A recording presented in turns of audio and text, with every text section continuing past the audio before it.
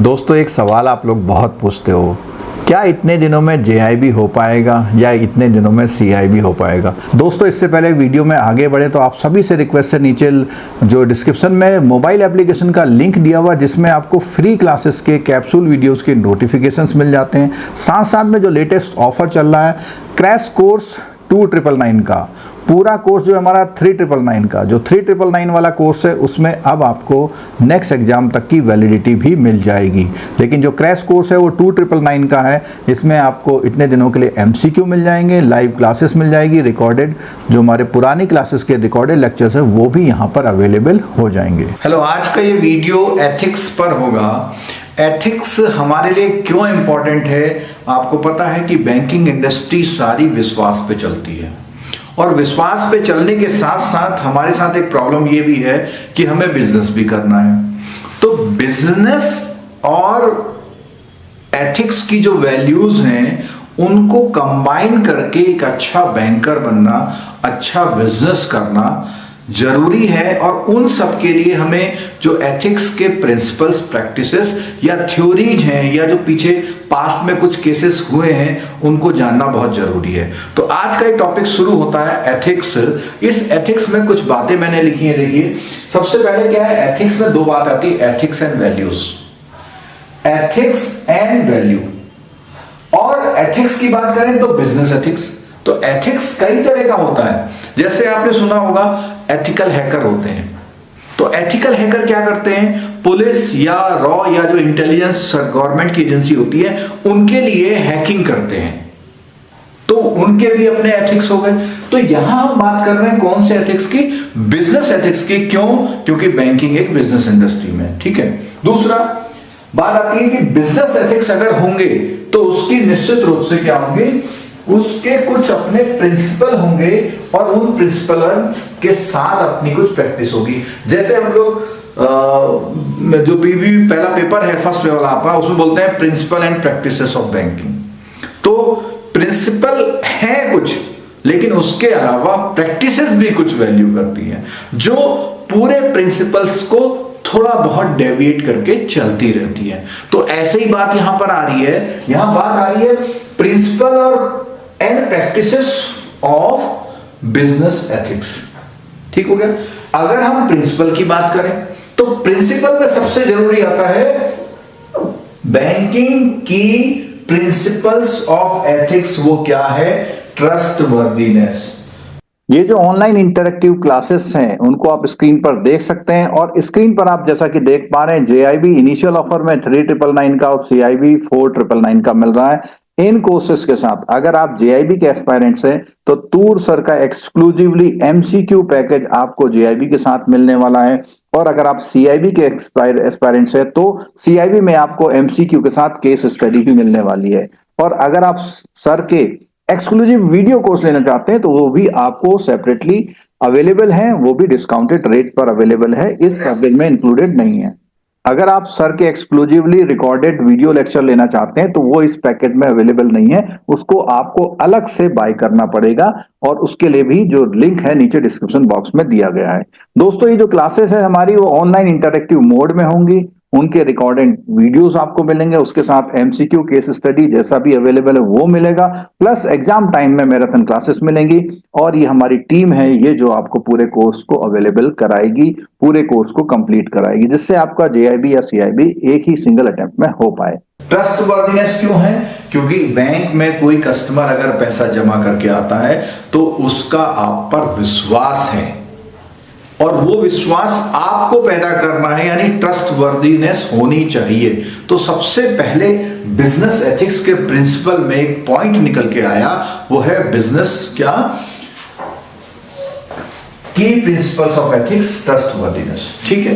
उन सब के अलावा एक बैंकिंग इंडस्ट्री में 3 क्वालिटी आप में होनी चाहिए। आप ऑनेस्ट होने चाहिए, ऑनेस्ट के साथ रेस्पॉन्सिबल होने चाहिए और इन सब के साथ आप में लीडरशिप की क्वालिटी होनी चाहिए। तो इस टॉपिक को हम आगे बढ़ाते चलेंगे। आगे आइए देखते हैं business ethics and business value. इन दोनों में एक फर्क है, वो फर्क हम आपको बता रहे हैं। इसमें जो बिजनेस वैल्यू है, बिजनेस वैल्यू में core principle standard for doing business. एक बिजनेस को करने के लिए क्या हमारे प्रिंसिपल और स्टैंडर्ड यानी मानक होने चाहिए, ये है वैल्यू पे। सेकंड बात होता है इट सम्स अप, यानी ये सब कुछ मिला के बताता है क्या कि what your business stand for, कि आपका बिजनेस क्या है, व्हाट मेक्स इट स्पेशल, और आपके बिजनेस में क्या खास है। एक तो आपका बिजनेस क्या है और आपके बिजनेस में क्या खास है, इस चीज को पूरा समराइज करता है आपके बिजनेस की वैल्यू।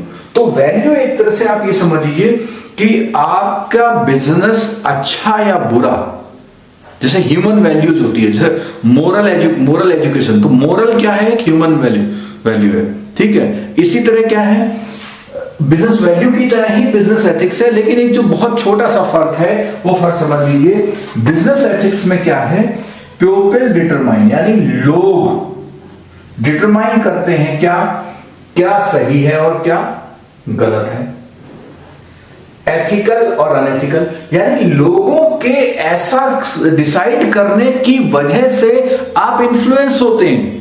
अगर लोग कंप्लेंट कर रहे हैं तो इसका मतलब आपका कुछ गड़बड़ है, और हो सकता है वो कंप्लेंट गलत कर रहे हो। जैसे कि जनता जो होती है वो चाहती है कि प्रोडक्ट का प्राइस क्या हो जाए, बहुत कम हो जाए या फ्री में मिलने लग जाए, तो ऐसा तो हो नहीं सकता।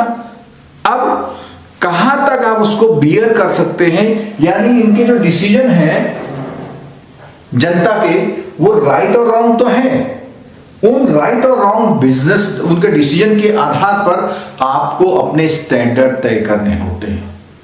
तो बिजनेस एथिक्स में क्या बोला, एक तो लोग जो सोच रहे हैं उसके अकॉर्डिंग हम क्या कर रहे हैं, ये तो वैल्यू में तो हमारे प्रिंसिपल हो गए, हम ऐसा काम करेंगे, लेकिन वो पब्लिक उसको पसंद करेगी या नहीं करेगी, पब्लिक उसके बारे में क्या ओपिनियन देगी, उसको सही गलत वो कर सकती है, उसको हमें मानना है या नहीं मानना वो भी फिर हम पे डिपेंड करेगा। फिर एक बात और है, एस्टैब्लिश प्रिंसिपल। तो बिजनेस एथिक्स क्या होंगे, इन सबको देखते हुए आपने अपने प्रिंसिपल और स्टैंडर्ड क्या फिक्स करें, यानी आपको कुछ ना कुछ तो फिक्स करना पड़ेगा। पब्लिक कुछ भी कहते रहे, एप्पल का आईफोन है, पब्लिक सोचेगी 20,000 में मिल जाए 60,000 का फोन, लेकिन ये कंपनी को देखना है।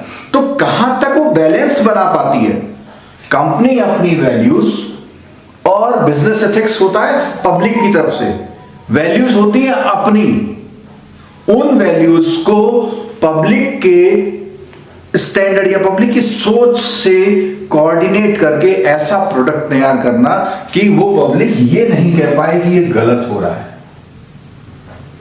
और कहते भी हैं तो भी अगर आपकी मजबूरी है तो बिजनेस आप कर सकते हैं, ठीक है।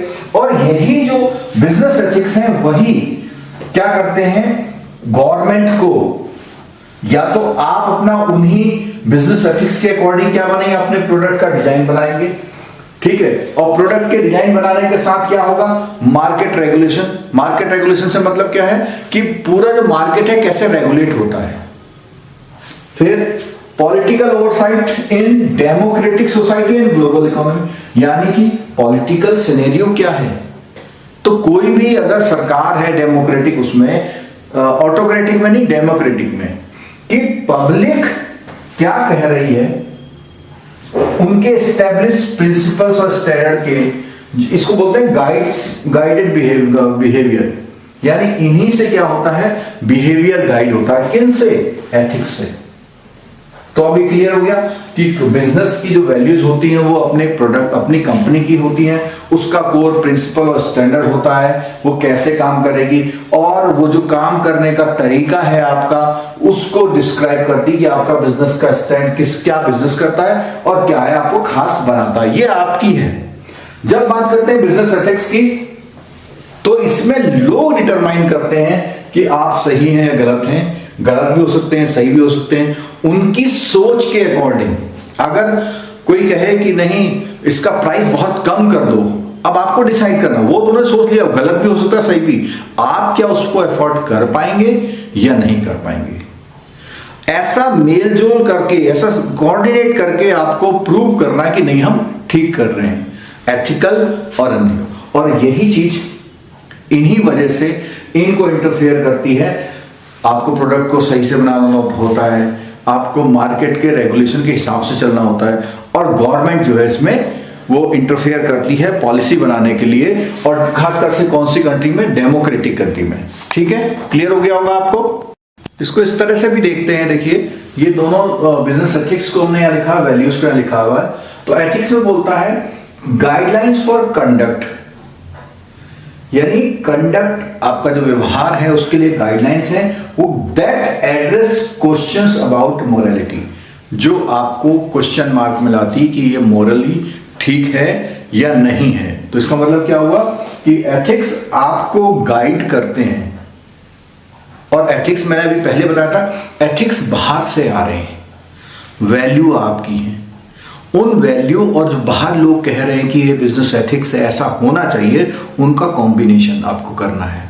ठीक है, तो यहां क्या बोला हमने कि business ethics guidelines for conduct that addresses questions about morality, आपको क्वेश्चन मार्क करते हैं, क्वेश्चन करते हैं बिजनेस एथिक्स। वैल्यू में होता है कि ये आपके प्रिंसिपल आइडियल्स को डिफाइन करता है, बिल्कुल ठीक है, और उनसे क्या होती है, हेल्प मिलती है। अगर आपने अपने प्रिंसिपल आइडियल्स बनाए हैं, यानी आपने कुछ वैल्यूज बना रखी हैं, उनसे आपको हेल्प मिलेगी जजमेंट करने में। क्या जजमेंट करने में, व्हाट इज मोर इंपॉर्टेंट, क्या आपका ज्यादा इंपॉर्टेंट है, वो आप डिसाइड कर पाएंगे अपनी वैल्यूज के अकॉर्डिंग। सेकंड पॉइंट पे आते हैं। सेकंड पॉइंट बोलता है मोर प्रिंसिपल सिस्टम है, मोर प्रिंसिपल सिस्टम। इधर कहता है इंक्लूड थिंकिंग। देखो इसमें क्या है, एक सिस्टम की बात कर दी, यहां आपको सोचना पड़ रहा है, इंक्लूड थिंकिंग।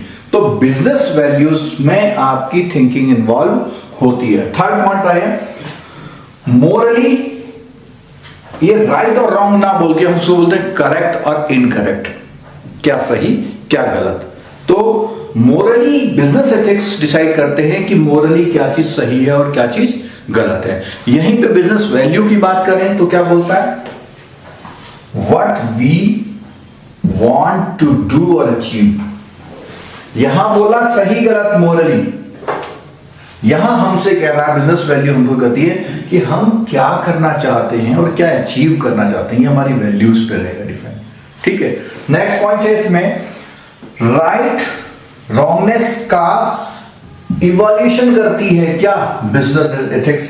तो फिर वही बात आई, कौन इवोल्यूट करेगा, बाहर से हुआ इवोल्यूट। बिजनेस एथिक्स में सही की और गलत की पहचान करने के बाद वो कितना गलत और कितना सही है, ये भी एक स्केल हो गया इसमें। तो ये बिजनेस एथिक्स में आएगा। यहां कहता लेवल ऑफ सिग्निफिकेंस। तो बिजनेस वैल्यू में क्या है, लेवल ऑफ सिग्निफिकेंस, इसका कितना इंपॉर्टेंस है। यहां कह रहा कितना सही कितना गलत, और यहां क्या है कि आप अपने लिए कितना इसको सिग्निफिकेंटली, किस लेवल तक सिग्निफिकेंट करके उसको आप ले। बिजनेस एथिक्स के बारे में कुछ मिथ्स हैं और कुछ रियलिटी। मिथ्स माने लोग ऐसा सोचते हैं मानते हैं, रियलिटी क्या है उसका चेक है कि वास्तव में वो है या नहीं है। तो इसके 7 पॉइंट आपकी बुक में दे रखे, उन 7 पॉइंट को एक एक को लेके हम एक्सप्लेन करेंगे। अगर आप ध्यान से सुनते हैं तो जरूर एग्जाम तक याद रहेगा आपको। तो पहला पॉइंट हमारा दिया हुआ है business ethics modify peoples behaviour, यानी इन्होंने कहा कि बिजनेस एथिक्स क्या काम है कि लोगों के बिहेवियर को मॉडिफाई करना, बिल्कुल नहीं। ये लोगों के बिहेवियर को मॉडिफाई नहीं करता, ये सिर्फ मैनेज करता है। मैनेज करने का मतलब आपके मन में चोरी करने का है, लेकिन जो चोरी नहीं हो पा रही है उसके एथिकल एनवायरनमेंट के कारण। आपका मन करता है घूस लेने का, लेकिन वहां सिस्टम ऐसा बना हुआ है। तो इसका मतलब क्या हुआ, जो ऑर्गेनाइजेशन के या सोसाइटी के बिजनेस एथिक्स हैं, जैसे आपने देखा होगा छोटा बच्चा है, छोटी मोटी चोरी कर लेता है, कुछ कर लेता है, लेकिन जब उसे यह डर लगता है कि लोग उसे चोर कहेंगे, जैसे हमने पहले ही बताया कि बिजनेस एथिक्स एनवायरनमेंट से आपको डिसाइड करवा रहा है। आपके अंदर क्या है उसको मॉडिफाई नहीं कर सकता, सिर्फ मैनेज कर रहा है। जो है वो तो है, लेकिन वो सिर्फ मैनेज करने का काम करता है। और कई बार इसमें यह प्रॉब्लम भी आती है कि एक इंडिविजुअल के एथिक्स अलग हो सकते हैं और ऑर्गेनाइजेशन के बिजनेस एथिक्स अलग हो सकते हैं या बिजनेस के एनवायरनमेंट के एथिक्स अलग हो सकते हैं, तो उनको कॉम्बिनेशन को भी वो एडजस्ट करता है। तो क्या बात हुई, यहां मॉडिफाई नहीं करता, केवल क्या करता है, मैनेज करता है। ठीक हो गया, तो ये मेरे ख्याल से क्लियर हो गया आपको ये वाला पॉइंट। अब हम दूसरा लेते हैं, human resources are already trained. ऐसा माना जाता है, मिथ है, ऐसा लगता है जो भी ह्यूमन रिसोर्स आपने लिया है वो क्या ट्रेंड है।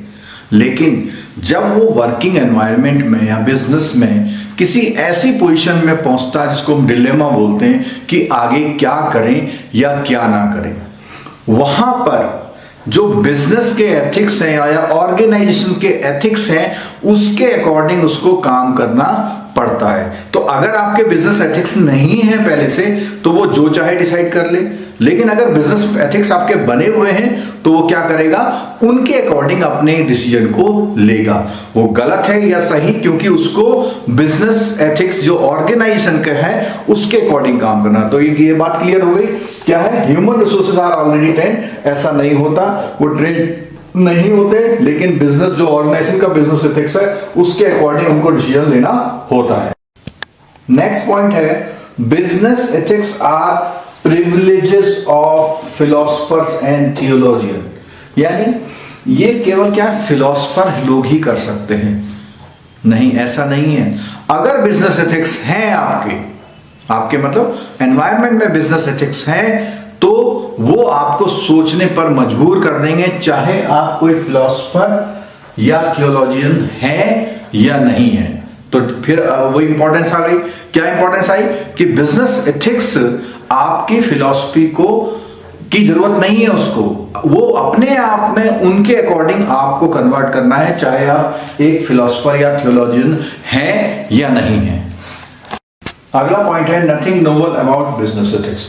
तो बिजनेस एथिक्स के बारे में बोलता है कि ऐसा लगता है कि हम लोगों को सब कुछ पहले से आता है, ऐसा बिल्कुल नहीं है।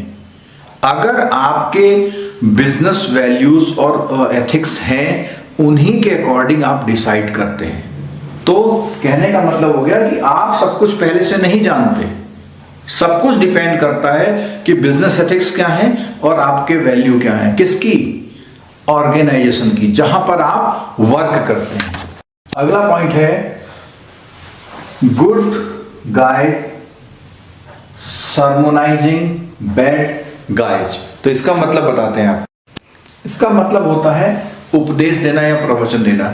तो जिनका बिजनेस एथिकल्स वैल्यू ज्यादा होती हैं तो उनको यहाँ पे अच्छा बोला गया है।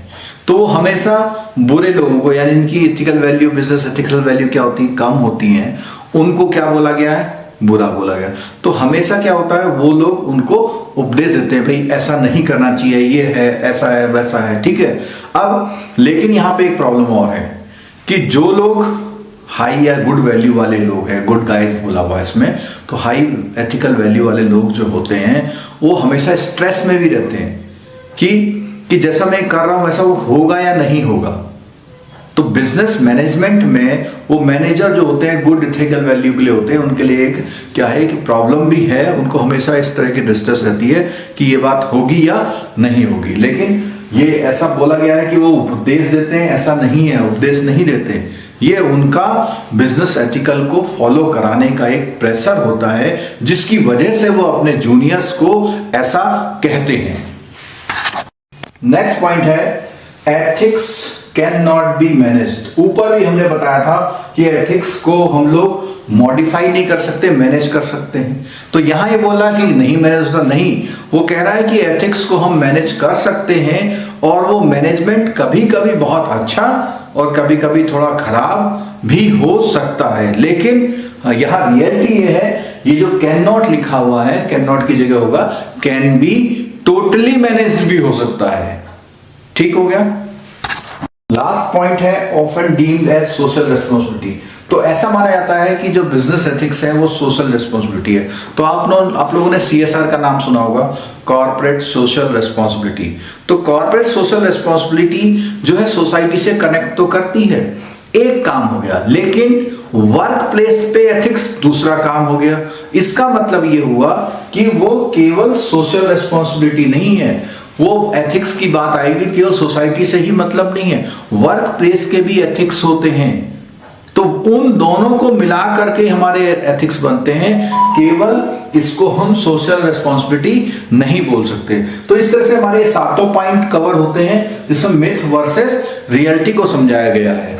अगर बिजनेस एथिक्स की डेफिनेशन की बात करी जाए तो इसकी जो डेफिनेशन है, एडम स्मिथ जो एक इकोनॉमिस्ट हैं, जिनको माइक्रो इकोनॉमिक्स का जन्मदाता भी कहते हैं, और माइक्रो इकोनॉमिक्स में उन्होंने कस्टमर के बिहेवियर यानी इंडिविजुअल लेवल पे जाके कॉरपोरेट का काम करने के तरीके, उनकी रिसर्च, उनकी जो है एक बुक भी है वेल्थ ऑफ नेशन, उनकी डेफिनेशन भी वेल्थ पे कही जाती है। तो ये कैपिटलिस्ट इकोनॉमी के वो प्रमोटर रहे हैं, उनको समर्थक रहे हैं।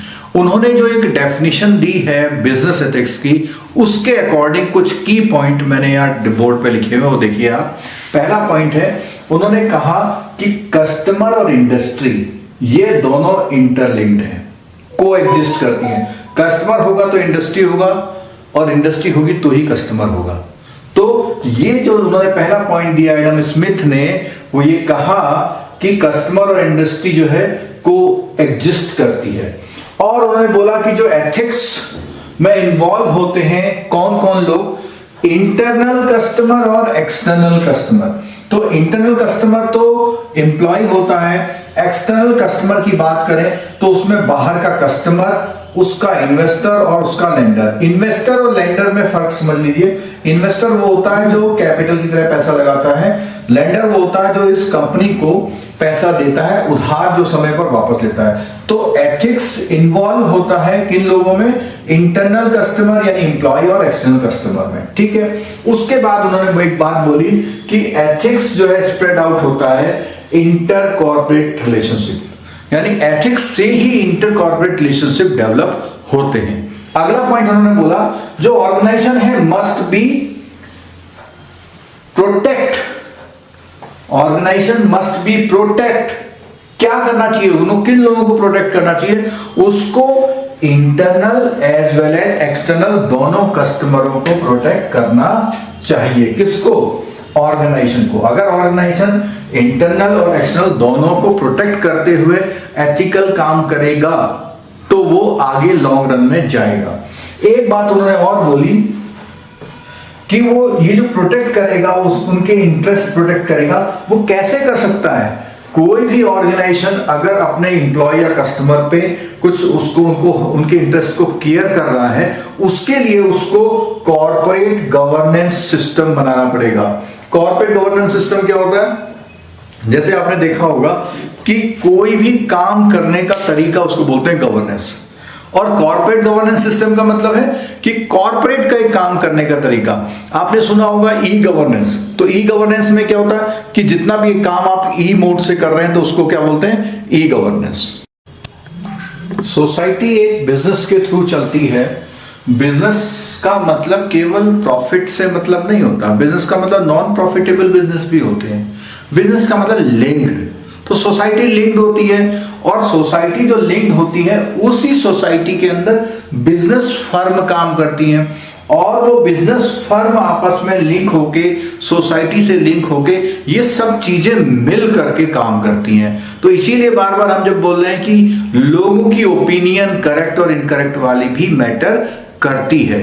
और उन्होंने बोला एडम स्मिथ साहब ने कि ये क्या करती है, अफेक्ट करती है डेली ह्यूमन लाइफ को। तो बिजनेस एथिक्स क्या करते हैं, डेली ह्यूमन लाइफ को भी अफेक्ट करते हैं। इसके अलावा बिजनेस ऑर्गेनाइजेशन के अपने क्या होते हैं, उनको मजबूरी हो जाती है नोशन और प्रिंसिपल्स बनाने की, इसलिए कि वो गुड और बैड वाली बात फिर आ गई यहां पर, ठीक है।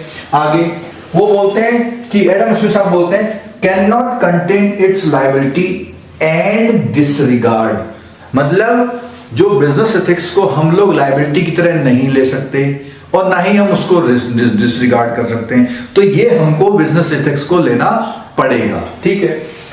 फॉर सक्सेसफुली फंक्शन, अगर कोई ऑर्गेनाइजेशन सक्सेसफुली फंक्शन करवाना चाहता है अपने आप को, तो उसको इंगेज करना पड़ेगा एथिकल डीलिंग्स में, और इस एथिकल डीलिंग्स के लिए के साथ साथ उसको अपने स्टैंडर्ड सेट करने पड़ेंगे।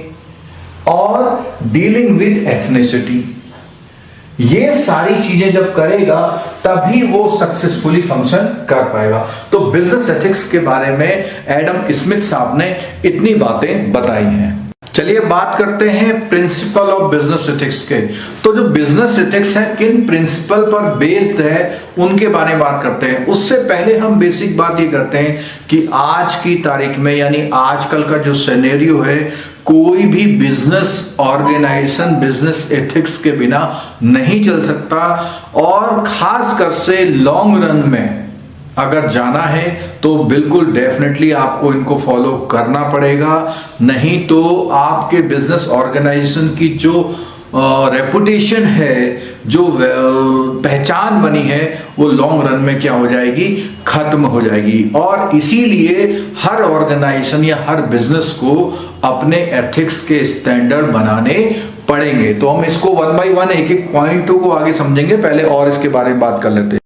बिजनेस एथिक्स जो होते हैं वो यूनिवर्सल है और हर ऑर्गेनाइजेशन के लिए जरूरी है अगर लॉन्ग रन में आपको जाना है तो। इवन जो छोटे छोटे ऑर्गेनाइजेशन होते हैं जब स्टार्ट होते हैं तभी भी अपना वो एक बिजनेस एथिक्स, बिजनेस के कुछ ऐसे रूल बनाते हैं कि हम ये नहीं करेंगे, वैसा नहीं करेंगे, ऐसे करके रूल्स बनाते हैं। और ये अगर हम बात करें तो इसमें एक बात और है, ये बोलता है जनरलिटी ऑफ स्टैंडर्ड। इसका मतलब है एक सामान्य तरह का सब लोगों के लिए जनरलाइज हो जाना पे बातों को, ठीक है। आगे बोलता है कि जो भी फर्म है अगर उसे अपने अचीवमेंट पाने हैं तो उसे बिजनेस एथिक्स को एज ए टूल यूज करना पड़ेगा। तो इन सब बातों को लेकर के जो प्रिंसिपल्स हैं उनके 7 प्रिंसिपल्स बुक में डिफाइन है। 7 प्रिंसिपल कौन कौन से हैं, एक एक पे पहले थोड़ा सा मेमोराइज करेंगे। एक क्वेश्चन इसमें से जरूर आ सकता है एमसीक्यू में, 3 इनमें से लेगा, एक कोई और डाल देगा। जैसे सबसे पहले हम बात करते हैं किसकी, डिग्निटी। डिग्निटी होनी चाहिए। दूसरा बोलते हैं फेयरनेस। थर्ड बोलते हैं ऑनेस्टी। फोर्थ बोलते हैं ओपननेस। और फिफ्थ है इसमें रेपुटेशन ऑफ या गुडविल कह लीजिए आप। उसके बाद है प्रूडेंस और है कंसर्न फॉर अदर्स।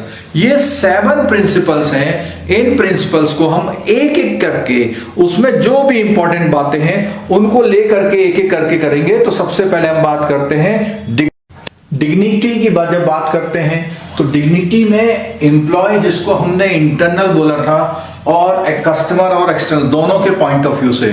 तो अगर आप एम्प्लॉय के बात कर रहे हैं, एम्प्लॉयमेंट की बात कर रहे हैं, एम्प्लॉयड करने की बात कर रहे हैं, तो आप सबको अटमोस्ट रेस्पेक्ट से देखेंगे। ये भी बिजनेस एथिक्स का एक पार्ट है। दूसरा, आप उनको एज ए मीन्स ना देख के, ये बोला ना, ट्रीट एज एंड्स।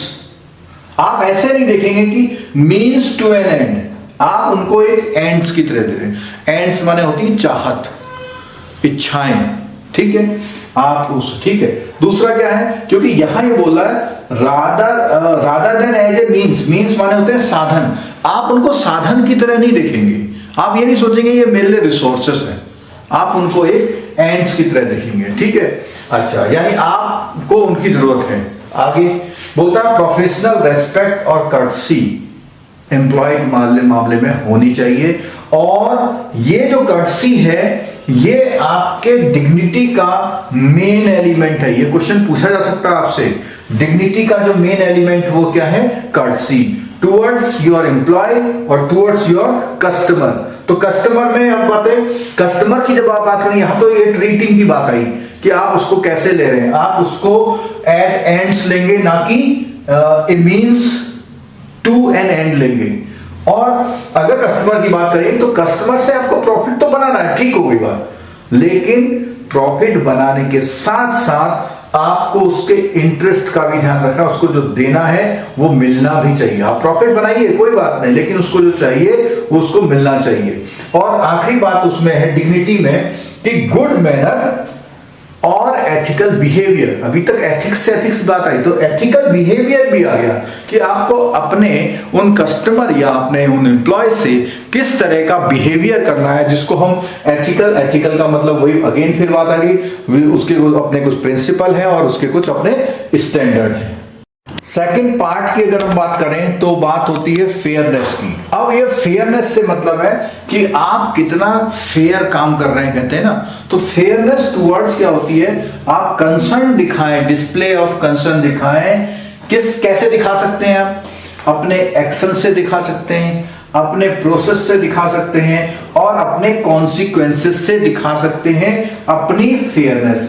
लेकिन ये तीनों चीजें क्या होनी चाहिए? मोरली राइट होनी चाहिए, ऑनरेबल होनी चाहिए और इक्विटेबल।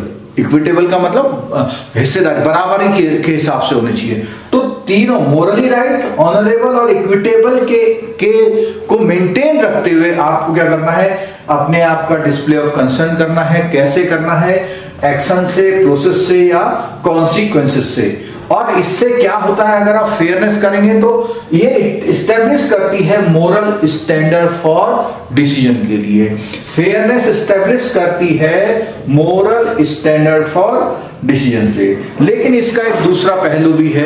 अगर आप फेयरनेस से काम करते हैं और पावर में हैं, तो पावर में एक डर आता है, वो डर आता है मिसयूज करने का। तो आप ये ध्यान रखें, अगर आप फेयरनेस से काम भी कर रहे हैं तो पावर का मिसयूज नहीं होना चाहिए। फेयरनेस में ही इक्वल डिस्ट्रीब्यूशन ऑफ जस्टिस की बात भी आती है। तो उसमें जैसे हमने डिग्निटी में बोला सबको एक जैसा ट्रीट करो, तो यहां पे ट्रीट के अलावा एक जस्टिस की बात आ गई। ठीक है, फेयरनेस में क्या है? इक्वल डिस्ट्रीब्यूशन ऑफ जस्टिस है। ट्रीट ऑल इक्वली, सबको इक्वल ट्रीट करिए। लेकिन ये इक्वली ट्रीट करने में फिर तीन एस्पेक्ट आते हैं। वो एस्पेक्ट देखिए बहुत ही इंटरेस्टिंग है। सबसे पहला है इक्वल शेयर वाला। इक्वल शेयर में बोलता है simple equality. Equal simple equality कर रहे हैं तो आप इक्वल शेयर कर रहे हैं। अब क्या हुआ? आपने क्या कहा? किसका कॉमर्शियल वर्क या कॉमर्शियल इन्वॉल्वमेंट जिसका डाला है उसके अकॉर्डिंग करा, तो उसको बोलते हैं कॉमर्शियल इक्वलिटी। भाई जिसने कोई पार्टनर्स ने 2 लाख लगाए, किसी ने 10 लाख लगाए, तो उसके अकॉर्डिंग आप डिस्ट्रीब्यूशन कर रहे हैं, तो आपका आता है, उसको बोलते हैं कॉमर्शियल इक्वलिटी। अब सिंपल और कॉमर्शियल के बाद भी एक आती है सोशल इक्वलिटी। चाहे उसने पैसे कम लगाए, चाहे उसने काम कम किया, उसका स्किल उतना नहीं था, लेकिन फिर भी आप उसको दो क्योंकि उसकी नीड है। अगर मैं बात करूं आजकल के समय में, एक जैसे रिजर्वेशन का एक बहुत मुद्दा बनता है, तो अगर आप कंपेयर करना चाहें तो रिजर्वेशन इस कैटेगरी में आता है, क्योंकि रिजर्वेशन बेस्ड ऑन क्या है? सोशल पे है। सोशल पे रिजर्वेशन है तो ये उनकी नीड है, उस ग्रुप की नीड के अकॉर्डिंग है। लेकिन अब वही एंटी रिजर्वेशन में जब बात आती है तो बात आती है किसकी बात आती है? सिंपल इक्विलिटी की आती है। क्या सिंपल इक्विलिटी की बात आ रही है? सिंपल भैया, जिसने ज्यादा वो सबको बराबर हिस्सा मिलना चाहिए, चाहे वो कोई भी हो। अब आती है कॉमर्शियल में, तो कॉमर्शियल इक्विलिटी में जो अच्छा कर गया है उसको नौकरी दे दो। ठीक है, तो ये रिजर्वेशन से आपको समझ में आ रहा है कि इक्विलिटी का जो प्रिंसिपल है वो इस तरह से आपको समझ में आता है। और ये फेयरनेस समझ है, कोई ऐसा गलत काम नहीं करना जो बिल्कुल साफ सुथरा दिखे, रूल्स रेगुलेशन के अकॉर्डिंग हो, लोगों को सही दिखे। और इसमें क्या है? जस्टिस वाला पॉइंट आता है। एक चीज और है इसमें, फेयर कंपटीशन, कि जो भी इंडस्ट्री है वो आपस में कंपटीशन जो करेंगी वो फेयर करेंगी। कोई ऐसा कंपटीशन नहीं करेगा कि किसी ने क्या है बिडिंग प्राइस रख दिया है, किसी ने प्राइस बिल्कुल अपना लोगों को खत्म करने के लिए बिल्कुल छोटा कर दिया, फ्री में देने लग गए, तो ऐसा भी नहीं करना है। क्योंकि बिजनेस एथिक्स में फेयरनेस होनी जरूरी है। आप जो भी वैल्यू रख रहे हैं वो एक्चुअल होनी चाहिए, उतनी वैल्यू। थर्ड पार्ट आता है इसका प्रिंसिपल ऑफ बिजनेस एथिक्स का, ऑनेस्टी। तो ऑनेस्टी जो एक आमतौर पर हम लोग जानते हैं, उस ऑनेस्टी में एक खास बात क्या है कि being truthful and straight forward individual level पे या नॉट एज पर सिचुएशन। इसका मतलब ये हुआ कि आप व्यक्तिगत रूप से ऑनेस्ट हो, सिचुएशन के हिसाब से नहीं हो। आप अगर ऑनेस्ट हैं तो सिचुएशन के हिसाब से आपको डिसऑनेस्टी में नहीं आना है। मौका मिल गया, ठीक है, पावर में हैं आप, तो वो चीज नहीं करनी है। ठीक। और उसके अलावा ये जो ऑनेस्टी है वो लिंक्ड होती है इंटीग्रिटी से। तो इंटीग्रिटी डाउटफुल होना कहते हैं, यानी डिसऑनेस्ट हो जाना। तो ये जो ऑनेस्टी है ये लिंक्ड है किससे? इंटीग्रिटी से, और ये इंटीग्रिटी उसकी कभी टूटनी नहीं चाहिए कि कोई सिचुएशन है उसमें उसकी इंटीग्रिटी डाउटफुल हो गई, कोई सिचुएशन है उसमें नहीं हुई। तो यही बात आ रही है, फिर अगेन बात आ रही है कि not as per situation, in all situation the person should be honest by integrity. ठीक है, ऑलवेज रिवार्डेड। बिजनेस में कहा गया है अगर आप ऑनेस्टली बिजनेस करते हैं तो आप हमेशा रिवार्डेड होते हैं, आपको उसका जो है बेटर रिजल्ट फ्यूचर में जरूर मिलते हैं। अगली बात आती है कि वो ऑनेस्टी दिखाने के लिए हम क्या क्या कर सकते हैं, हम पब्लिक के लिए क्या कर सकते हैं। अगर आपको ऑनेस्टी दिखानी है तो उसके साथ साथ आपको अपने रिजल्ट को पब्लिश करने भी ऑनेस्टी दिखानी है। जैसे आपको पता होगा कि सत्यम वगैरह केस हुआ था, उन्होंने कुछ चीज गलत दिखा दी थी, और उसके अलावा जो आप टैक्स रिटर्न की फाइलिंग है वो प्रॉपर कर रहे हैं, उसके अलावा आप अपने प्रोडक्ट की या गुड्स या सर्विसेज की मार्केटिंग प्रॉपर कर रहे हैं। इन सब चीजों में भी आपको ऑनेस्टी दिखानी, केवल एक काम में ऑनेस्टी नहीं दिखानी है, इन सारी चीजों में ऑनेस्टी दिखानी है, इन ऑल सिचुएशन दिखानी है। वही आपकी इंटीग्रिटी को शो करता है। ऑनेस्टी का मतलब है आपको प्लेज करनी है। प्लेज दो लोगों के लिए करनी है, कस्टमर के लिए करनी है और इन्वेस्टर के लिए करनी है। कस्टमर के लिए क्या करना है? Good quality goods and services product आप प्रोवाइड कराएंगे, ये आपकी प्लेज होनी चाहिए टुवर्ड्स कस्टमर। और टुवर्ड्स इन्वेस्टर आपकी होनी चाहिए जो भी रिपोर्टिंग अर्निंग की हो रही है वो ट्रूथफुली इन्वेस्टर को रिपोर्ट हो। अगर रिपोर्ट सही हो रही है तो इन्वेस्टर आप पे विश्वास करेगा और फंडिंग देगा। कस्टमर आपका गुड क्वालिटी के प्रोडक्ट को देख रहा है, पसंद कर रहा है तो और परचेज करेगा, और ये कुल मिला के लॉन्ग रन में एक बहुत बड़ा रिजल्ट देती है। उसके साथ ऑनेस्ट प्रैक्टिसेस अगर आप करते हैं तो आपके जो एम्प्लॉय होते हैं वो भी इंस्पायर होते हैं और वो वर्किंग टुगेदर, यानी कि वो भी कंपनी को अपना समझते हैं, बढ़िया से काम करते हैं। इस तरह ये विन विन सिचुएशन होती है सबके लिए। इसमें एक पॉइंट और है कि अगर आप ऐसा नहीं करते हैं तो नेगेटिव इंपैक्ट आएगा और आपके बिजनेस को लॉन्ग रन में वो इफेक्ट करेगा और नुकसान हो सकता है आपका इसमें। अगला पॉइंट है ओपननेस। ओपननेस की अगर बात करें तो not concealed even bad things, यानी आपके जो भी आपको बताना है चाहे वो खराब हो या अच्छा हो, या खराब भी हो तो भी आपको वो फिगर्स या जो भी चीजें आपको अपनी बतानी चाहिए। ये भी बिजनेस एथिक्स का एक इंपॉर्टेंट पार्ट है।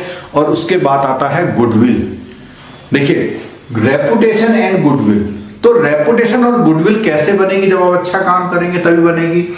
और क्या है मोस्ट इंपॉर्टेंट है अगर बिजनेस एथिक्स की बात करें तो इसमें क्या है, अगर आपकी रेपुटेशन और गुडविल डाउन हो गई तो उसको रीबिल्ड करना बहुत डिफिकल्ट होता है। एक पॉइंट तो ये हो गया। दूसरी बात कहता है नॉट इन्वॉल्व टू इम्पेयर, ऐसा कोई भी काम नहीं करें जिससे आपके बिजनेस ब्रांड की रेपुटेशन या गुडविल को धक्का लगे या उसमें कोई नेगेटिव इंपैक्ट हो या उसमें इंपेयरमेंट हो। ठीक है, उसके बाद बात करते हैं, ये हेल्प करता है इन रिजॉल्विंग प्रॉब्लम्स। कई बार रेपुटेशन और गुडविल से अगर आपकी अच्छी है तो आपकी कई प्रॉब्लम्स इससे रिजॉल्व हो जाती हैं। अगला पॉइंट आता है प्रूडेंस। देखिए, प्रूडेंस जो वर्ड है इसका मतलब होता है सही डिसीजन लेना। और सही डिसीजन जो लेना है आपको, वो सही डिसीजन तभी आप ले सकते हैं जिसमें आपके पास पहले से नॉलेज हो और नॉलेज के साथ आपका जो है उसके साथ आपका एक्सपीरियंस हो।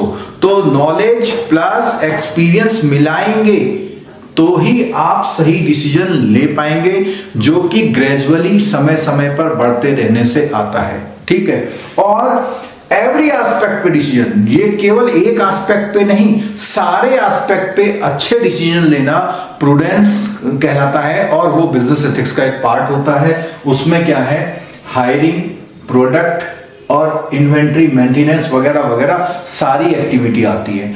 अब आखिरी जो 7th वाला आपका है, जो कंसर्न फॉर अदर्स वाला है, उसमें क्या बात आती है? देखिए, उसमें क्या है कि सोसाइटी से ही बिजनेस बनता है, यानी business is the integral part of the society.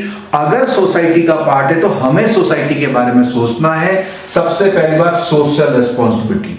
Social responsibility में आपके इंटरनल और एक्सटर्नल दोनों लोग आते हैं, यानी आपका स्टाफ भी आता है और कस्टमर भी आता है। तो इसका मतलब ये हुआ सोसाइटी का ध्यान रखना है और क्या बोलता है, बेटर क्वालिटी ऑफ लाइफ देने के लिए प्रॉमिस करना है, उसके साथ साथ प्रॉफिट हो और ये चीजें हों। तो इस तरह से ये 7 प्रिंसिपल थे। एक रैपअप देखते हैं। पहला है डिग्निटी, फेयरनेस, के बाद ऑनेस्टी, ओपननेस, गुडविल और आपका रेपुटेशन, प्रूडेंस और कंसर्न फॉर अदर्स। तो अभी आपने देखा कि एथिक्स में ऐसा लगता था बस सही से व्यापार करना, लेकिन वो सही से व्यापार करने में 7 प्रिंसिपल हमको फॉलो करने पड़ते हैं, तभी हम एक बिजनेस एथिक्स के प्रिंसिपल को फॉलो कर रहे हैं और उसके बाद हम अच्छा बिजनेस कर सकते हैं। उसके हमने सारे चीजें एक एक 1 by 1 करके देख ली। अगला वीडियो जो है आप जरूर देखिएगा। इस तरह से वीडियो की सीरीज आगे बढ़ती जाएगी। अगर आपको ये वीडियो अच्छा लगा है तो सब्सक्राइब, लाइक और जो उसमें बेल आइकन है वो दबाइए। अपने फ्रेंड्स को शेयर जरूर कीजिएगा। Thank you very much.